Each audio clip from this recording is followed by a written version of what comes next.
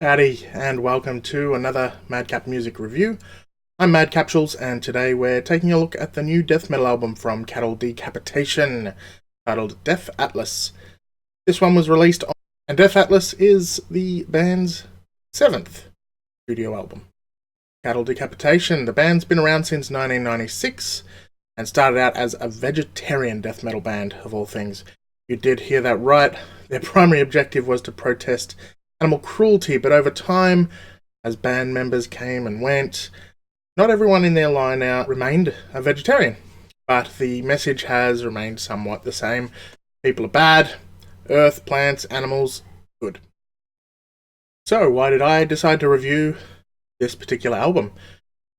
To be completely clear, I'd never been interested in Cattle Decapitation, ever, really.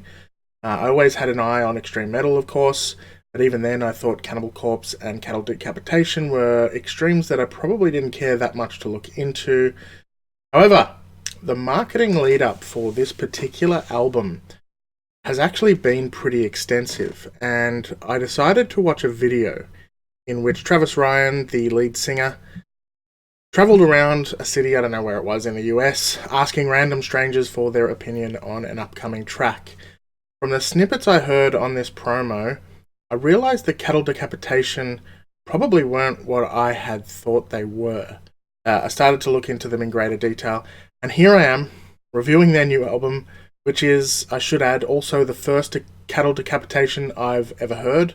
I decided to go into this review completely unexposed even to their previous work.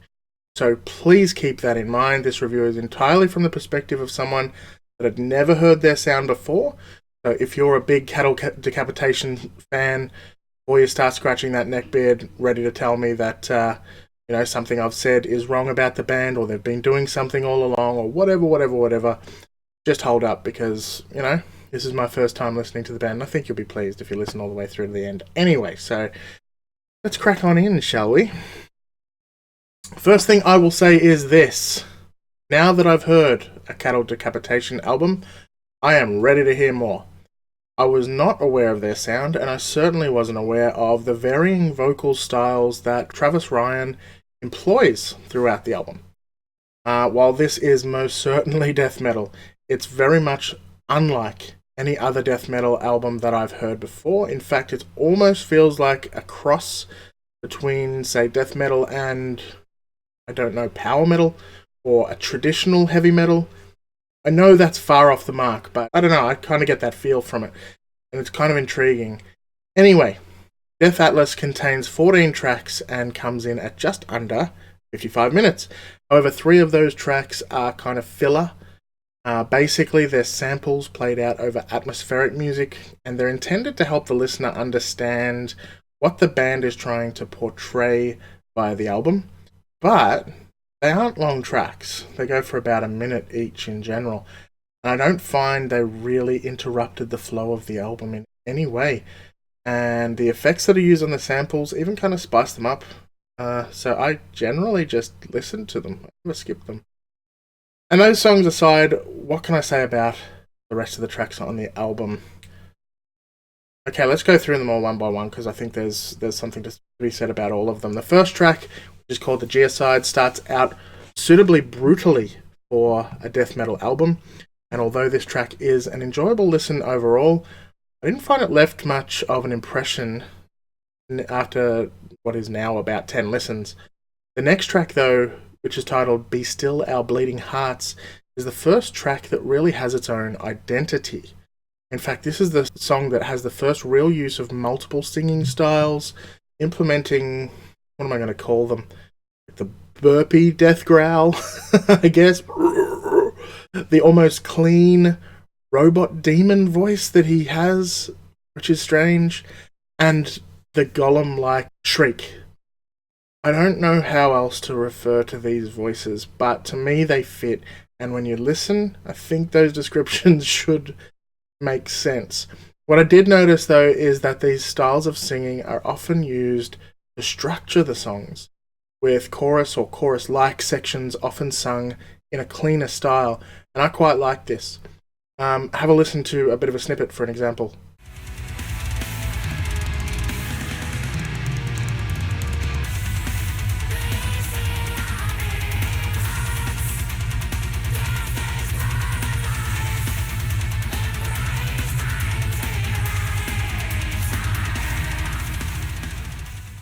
Vulturous, which follows, is a fittingly brutal track, fittingly based on the name.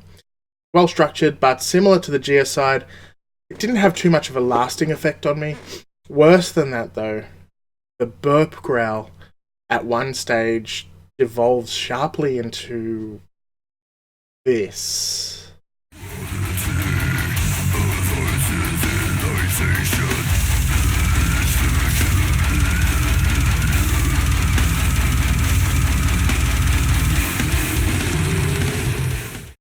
I really can't stand that kind of death metal style. I don't understand the appeal and would have preferred that these sections had not been included on the album. It doesn't make any sense. It just sounds like to me, and I don't know, it's meaningless. And it does happen a couple of times on the album, I should be clear. The next two songs are some of the more enjoyable tracks on the album. One is titled One Day Closer to the End of the World, and the other is Bring Back the Plague. Both songs are really well structured, they contain a good mix of vocal styles, and they're both absolutely brutal where they need to be. And who can resist lyrical content suggesting that we bring back the plague and wipe out mankind? In fact, Bring Back the Plague, which in my opinion is one of the best tracks on the album, also includes almost clean singing, which also helps to hammer the lyrical content home.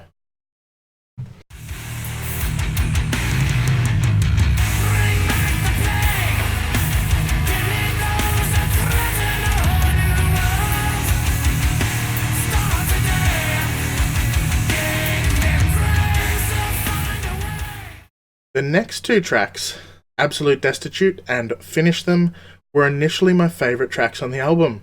Finish Them is quite possibly the most accessible track initially, with kind of a deathy thrash feel to it, but in the end it's also one of the songs I found with the shortest overall impact.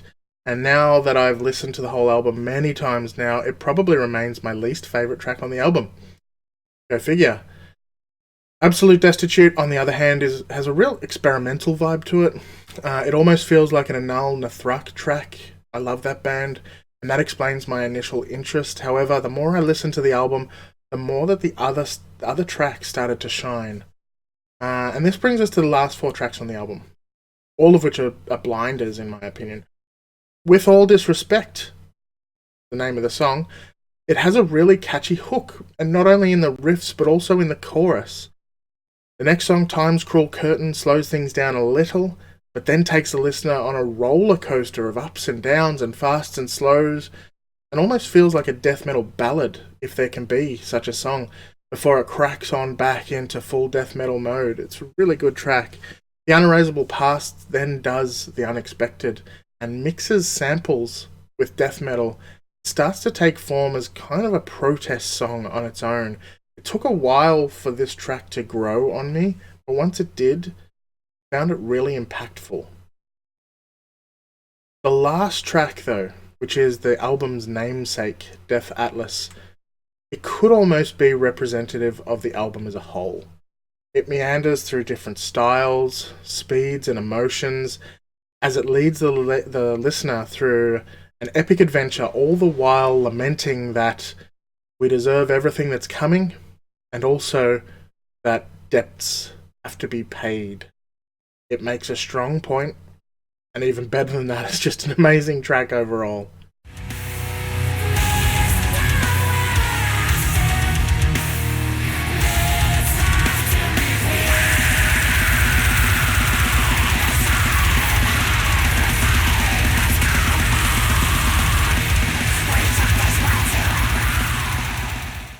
So, if you've been listening, I think you'll realise my favourite tracks are pretty clear.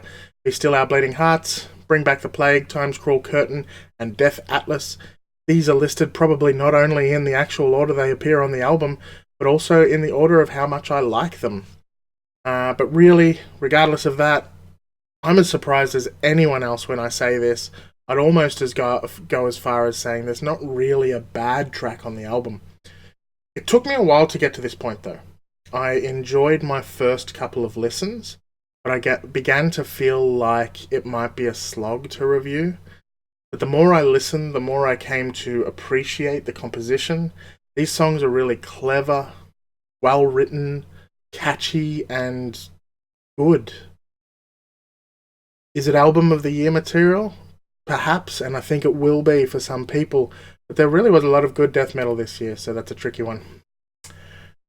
So how many Mad Capsules will I be giving Death Atlas? Good question. It is a tough one, and for the longest time, I had my heart set on giving Death Atlas only 3 Mad Capsules. However, as I wrote this review, I realised how much I actually enjoyed it. And I absolutely have to give it 4 Mad Capsules and recommend you all give it a couple of listens. Like I said, it takes some time, but it really does grow on you. But if you don't have the time or the patience, at least listen to the title track Death Atlas, even just to hear Travis Ryan channel Peter Steele towards the end.